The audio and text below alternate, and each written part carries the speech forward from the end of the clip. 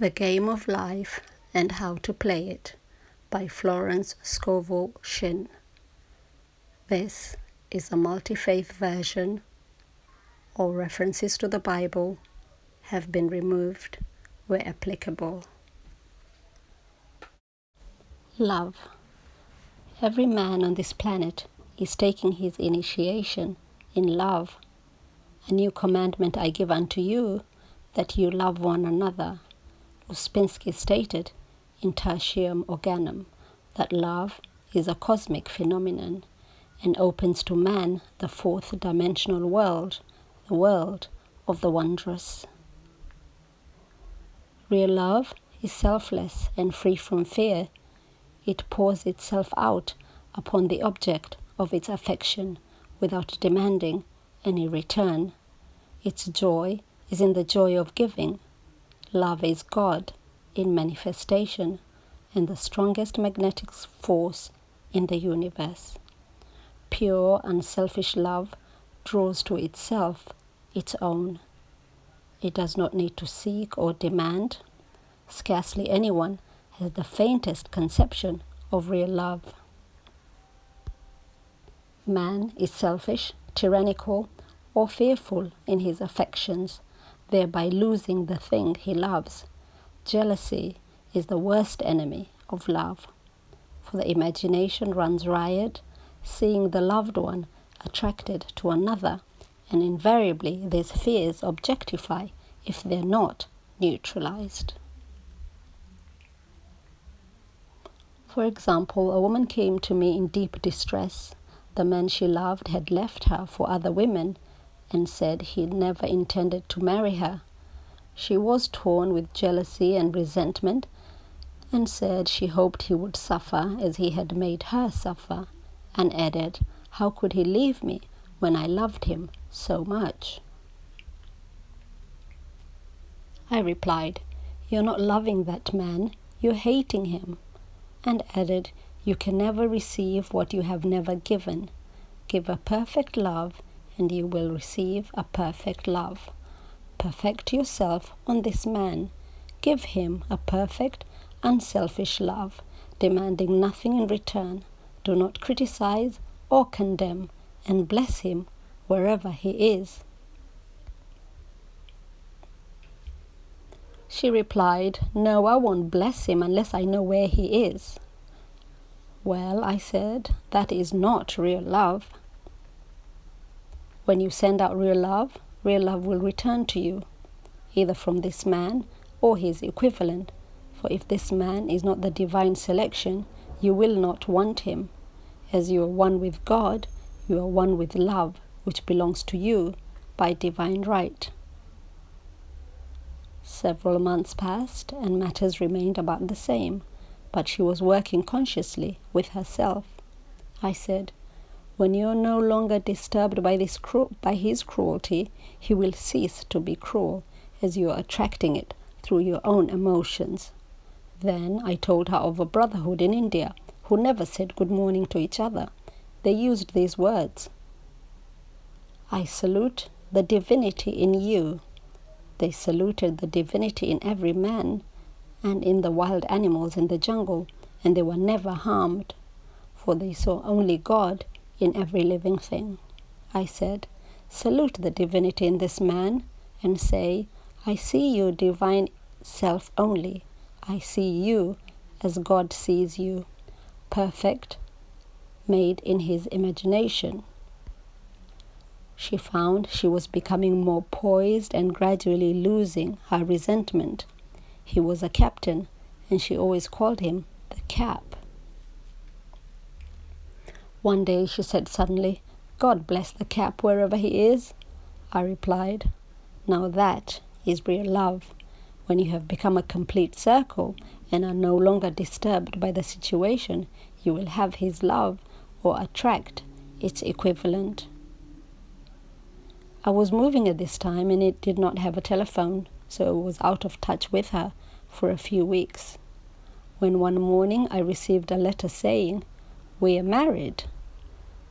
At the earliest opportunity, I paid her a call. My first words were, "What happened?" "Oh," she exclaimed, "a miracle! One day I woke up and all suffering had ceased. I saw him that evening and he asked me to marry him.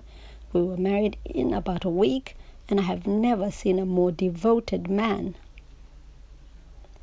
There is an old saying, "No man is your enemy, no man is your friend, every man is your teacher." So one should become impersonal and learn what each man has to teach him, and soon he would learn his lessons and be free. The woman's lover was teaching her selfless love, which every man sooner or later must learn. Suffering is not necessary for man's development. It is the result of violation of spiritual law, but few people seem able to rouse themselves from their soul sleep without it. When people are happy, they usually become selfish, and automatically the law of karma is set in motion. Man often suffers loss through lack of appreciation. I knew a woman who had a very nice husband, but she said often, "I don't care anything about being married. But that is nothing against my husband. I'm simply not interested in married life." She had other interests and scarcely remembered she had a husband. She only thought of him when she saw him. One day her husband told her he was in love with another woman and left. She came to me in distress and resentment. I replied, "It is exactly what you spoke the word for. You said you didn't care anything about being married, so the subconscious worked to get you unmarried." She said, "Oh yes, I see. People get what they want and then feel very much hurt." She soon became in perfect harmony with the situation and knew they were both much happier apart. When a woman becomes indifferent or critical and ceases to be an inspiration to her husband, he misses the stimulus of their early relationship and is restless and unhappy. A man came to me dejected, miserable, and poor. His wife was interested in the science of numbers and had him read. It seems the report was not very favorable, for he said, "My wife says I'll never amount to anything because I am a 2. I replied, "I don't care what your number is. You are a perfect idea in divine mind. We will demand the success and prosperity which are already planned for you by that infinite intelligence." Within a few weeks, he had a very fine position, and a year or 2 later, he achieved a brilliant success as a writer. No man is a success in business unless he loves his work. The picture the artist paints for love of his art is his greatest work. The pot boiler is always something to live down. No man can attract money if he despises it. Many people are kept in poverty by saying, "Money means nothing to me, and I have a contempt for people who have it." This is the reason so many artists are poor. Their contempt for money separates them from it. I remember hearing one artist say of another, "He is no good as an artist, he has money in the bank." This attitude of mind, of course, separates man from his supply. He must be in harmony with a thing in order to attract it.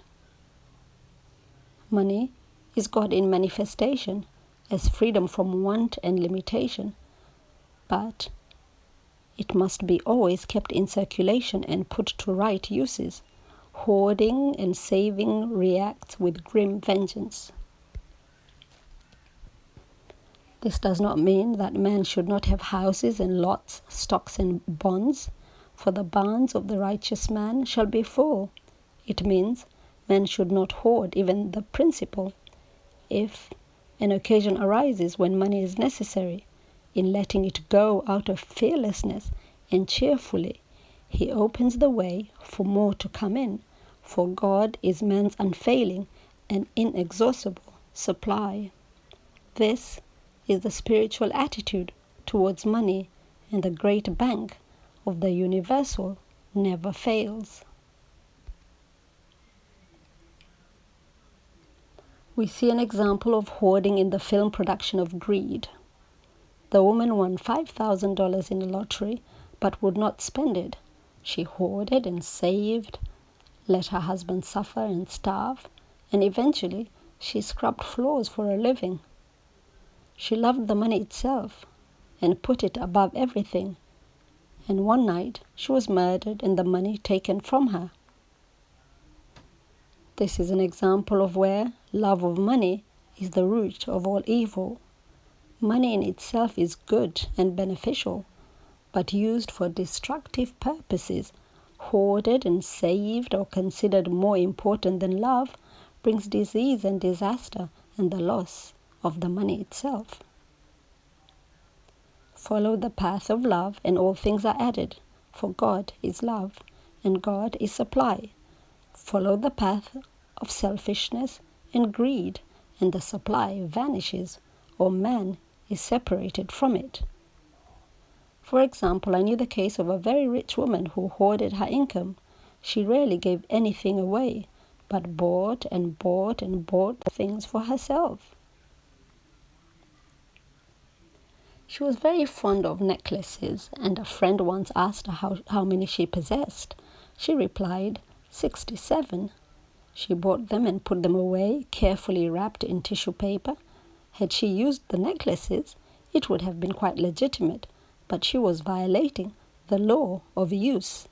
Her closets were filled with clothes she never wore and jewels which never saw the light of day. The woman's arms were gradually becoming paralyzed from holding on to things, and eventually she was considered incapable of looking after her affairs, and her wealth was handed over to others to manage. So man, in ignorance of the law, brings about his own destruction. All disease, all unhappiness come from the violation of the law of love. Man's boomerang of hate, resentment, and criticism come back laden with sickness and sorrow. Love seems almost a lost art, but the man with the knowledge of spiritual law knows it must be regained, for without it he has become a sounding brass and tinkling cymbals. For example, I had a student who came to me month after month to clean her consciousness of resentment. After a while, she arrived at the point where she resented only one woman, but that one woman kept her busy. Little by little, she became poised and harmonious, and one day, all resentment was wiped out. She came in radiant and excited. "You can't understand how I feel." The woman said something to me, and instead of being furious, I was loving and kind, and she apologized and was perfectly lovely to me. No one can understand the marvelous lightness I feel within. Love and goodwill are invaluable in business. For example, a woman came to me complaining of her employer. She said she was cold and critical, and she knew she did not want her in the position. "Well," I replied, "salute the divinity in the woman and send her love." She said, "I can't. She's a marble woman." I answered, "You remember the story of the sculptor who asked for a certain piece of marble?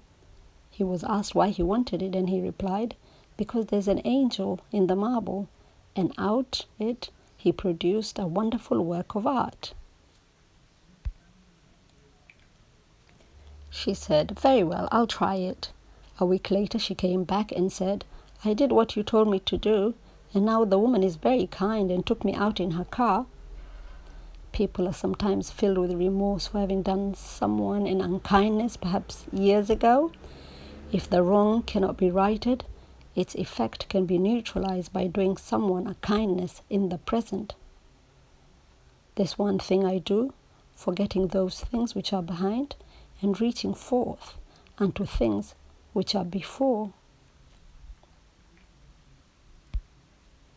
Sorrow, regret, and remorse tear down the cells of the body and poison the atmosphere of the individual. A woman said to me in deep sorrow, "Treat me to be happy and joyous, for my sorrow makes me so irritable with members of my family that I keep making more karma. I asked to treat a woman who was mourning for her daughter. I denied all belief in loss and separation, and affirmed that God was the woman's joy, love, and peace. The woman gained her poise at once, but sent word by her son not to treat any longer because she was so happy it wasn't respectable. So, mortal mind loves to hang on to its griefs and regrets. I knew a woman who went about bragging of her troubles, so, of course, she always had something to brag about. The old idea was, if a woman did not worry about her children, she was not a good mother. Now we know that mother fear is responsible for many of the diseases and accidents which come into the lives of children. For fear pictures vividly the disease or situation feared, and these pictures objectified, if not neutralized. Happy is the mother who can say sincerely that she puts her child in God's hands and knows therefore that he is divinely protected. For example, a woman awoke suddenly in the night feeling her brother was in great danger. Instead of giving in to her fears, she commenced making statements of truth, saying, "Man is a perfect idea in divine mind and is always in his right place. Therefore my brother is in his right place and is divinely protected." The next day, she found that her brother had been in close proximity to an explosion in a mine, but had miraculously escaped. So man is his brother's keeper in thought, and every man should know that the thing he loves dwells in the secret places of the Most High and abides under the shadow of the Almighty. There shall no evil befall thee, neither shall any plague come nigh thy dwelling. Perfect love casteth out fear. He that feareth is not made perfect in love, and love is the fulfilling of the law. End.